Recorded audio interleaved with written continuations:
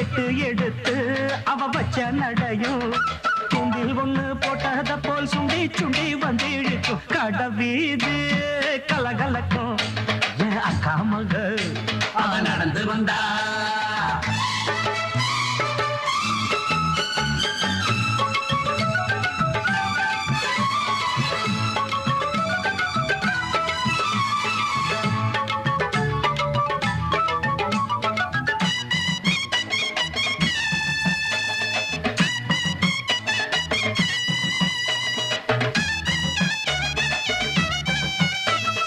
சிங்கார பூங்கொடிக்கு